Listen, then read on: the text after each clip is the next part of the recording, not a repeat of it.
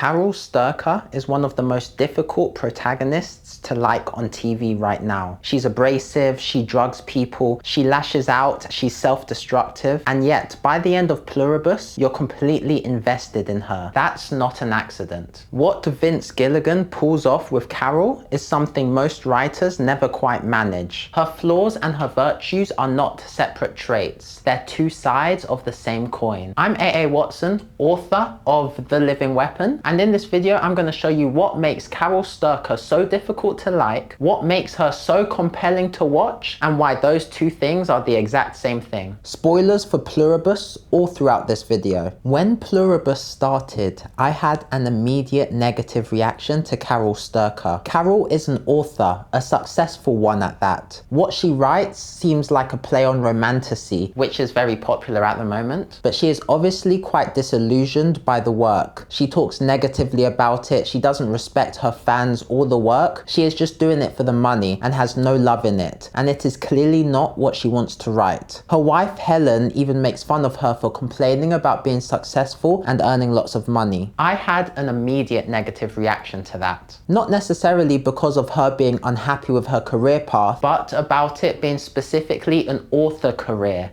As an author myself, it was personal, and that immediately repelled me from the character. And then one of the first major things Carol does to cause problems is calling a meeting with the other immune people. At this point, she wants to work with them to find a way to fight against the virus and return the rest of humanity to having their individuality. She is told about everyone and is offered to invite all the immune to the meeting, but she refuses, saying she only wants the English speakers there. The Hive offers to be there and translate, but she says no. She wants to plan to fight against them. She doesn't want them there listening to the plans and being able to actively work against it. She also, at this point, doesn't know that the Hive are compelled to tell the truth, so she does not trust them to translate correctly. This is completely understandable from her point of view. The issue is she is thinking with only a one-track mind. She is not thinking about how she needs the immune people on her side. All of them. She is not thinking about how the others might feel. She is thinking practically, but failing to include other people's emotions in her decisions. And that actually comes to bite her later when the other immune are having consistent meetings over video call, but excluding her, because the non-English speakers are upset about being left out of the original in-person meeting. That's not all though. Carol is not the easiest person to be around. She is extremely direct and brash, which caused further issues in the meeting with the English-speaking immune. She did not come off well to them. She has a sort of devil-may-care attitude to life and the people around her. She lashes out when angry or when she feels like she needs to defend herself. Her personality is an example of attack being the best form of defense. She has that one-track mind where she will even cause pain in others to reach her goals. For example, when she drugs Zosha to try and get more information from her. She is also often jumping to conclusions, like when she finds bodies in the factory. Though to be fair, I would probably be disgusted and jump to conclusions as well. But still, later Kumba tells her when he had questions, he just asked. When she had questions, she decided to go on the attack and make a video. She did something similar in the meeting with the other immune, when she was talking about how they have to save everyone else, and it was pointed out to her that she hadn't even asked the people who are part of the Hive what it is like to be one of them. She immediately went to fighting back before seeking understanding. It is that attitude that isolates her from others and makes you look at her as if she is not making the best decisions. She also can't let things just lie. When Manusos swears at her, she calls back just to swear back at him. A more level-headed person would just let it be. What is constantly shown though is that this instinct to fight,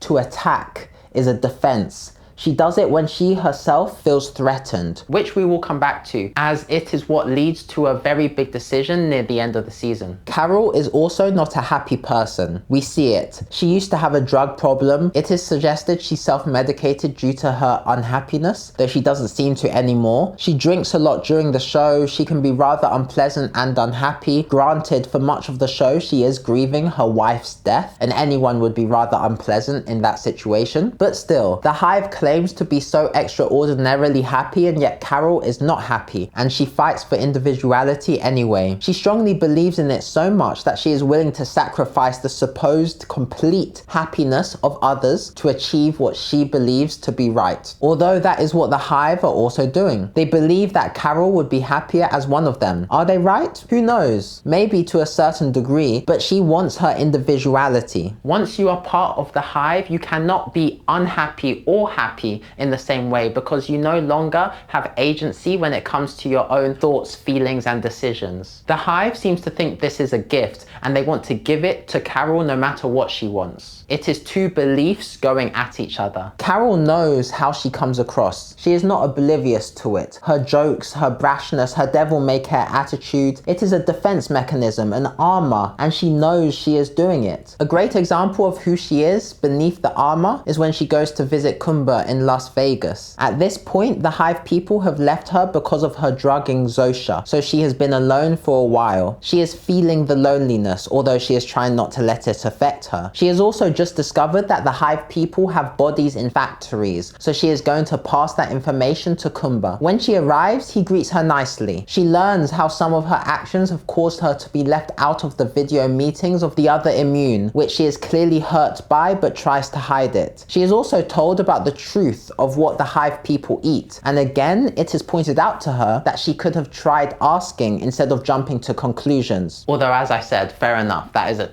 tough situation. At one point, Carol makes the implication that she is going to stay a while, and from Kumba's reaction, she realizes he doesn't want her to. And then the armor goes back up. She makes a joke, she brushes it off, she acts like it doesn't matter. She wants to leave, she doesn't care. It is a defense mechanism to protect herself from vulnerability, yet at that moment, you see that she is lonely. She misses connection, she just wants to be around people. Even for her, she can't be completely alone. That shows when she asks the Hive people to come back, and they do, and she sees Zosha and hugs her tightly. It is a lovely scene, and it hits emotionally because you feel how deep Carol's loneliness and sadness goes, despite how hard she tried to stave it off with that armor. Early on in the season, Carol gets angry and manages to cause a worldwide seizure among the Hive people, which she later finds out caused millions of deaths worldwide. Her anger is one of those things she uses to defend herself, to protect her vulnerabilities, and it causes actual damage to people around the world. Which is a super smart way to have character development and plot development reinforce each other, by the way. Wow. Should I make another video about that?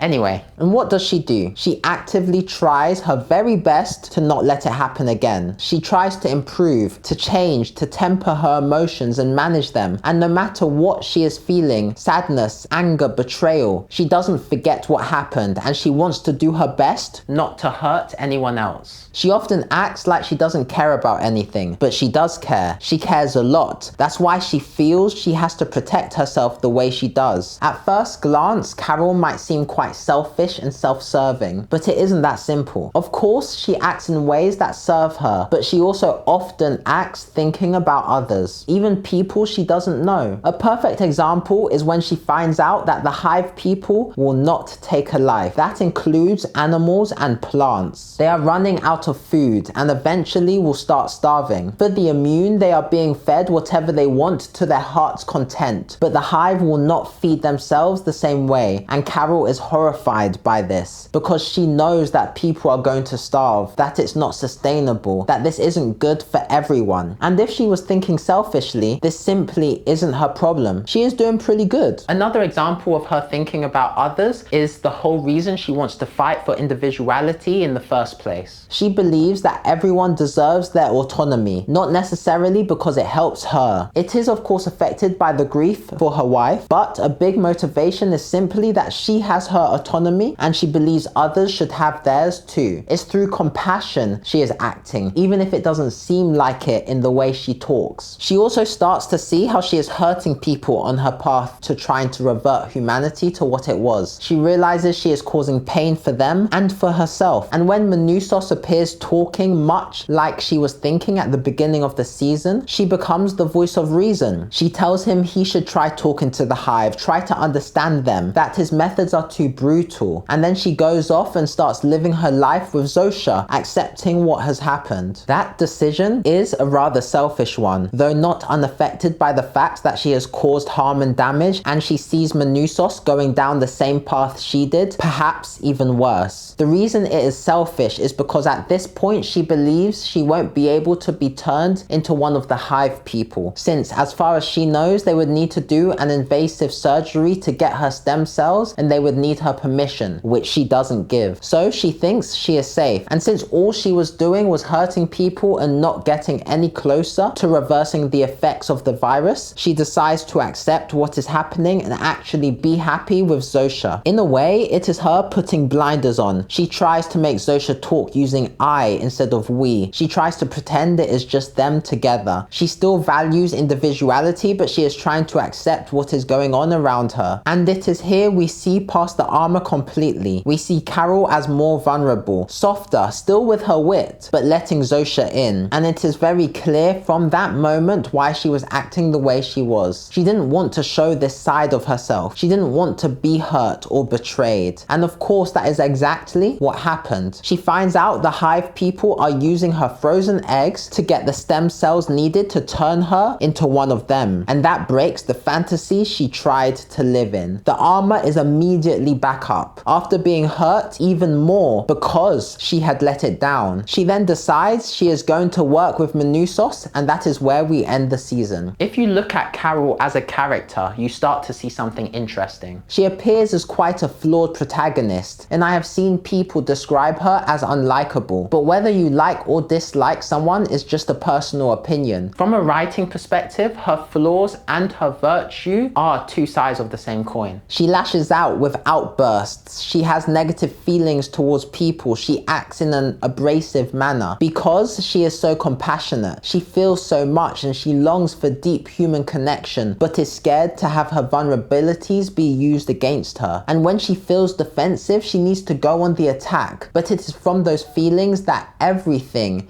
is derived. My first reaction to Carol Sturcker was negative. I didn't like her. By the end, I had connected with her on a level deeper than superficial like or dislike. In Pluribus, you aren't rooting for Carol because she happens to be the protagonist, and despite who she is, you feel she is right. You are rooting for her precisely because she is the perfect type of person who shows some of the best and worst of humanity. It makes you wrestle with what your true opinions about individuality are, and it makes you decide if you can root for a character you might not like. It is a great way to connect the character to the theme of the show while also challenging the audience's own views. Carol is not some perfect goody two-shoes. If she were, it would be too easy. She is complex and maybe someone who if you met in person you wouldn't really like, yet she is fighting for what she believes just as strongly as the hive people are fighting for what they believe. Carol is a wonderfully written character, and what she teaches us as writers is that the most effective way to write an unlikable protagonist is to connect their flaws directly to their virtues, and then have those flaws directly challenge the plot and theme of the story. If you like this video, you will probably like the video on screen now, where I broke down how Suzanne Collins hits us in the feels with Sunrise on the Reaping, despite us already knowing the broad strokes of how the story ends, thanks to the original Hunger Games books. That being said, thanks for watching. AA Watson out.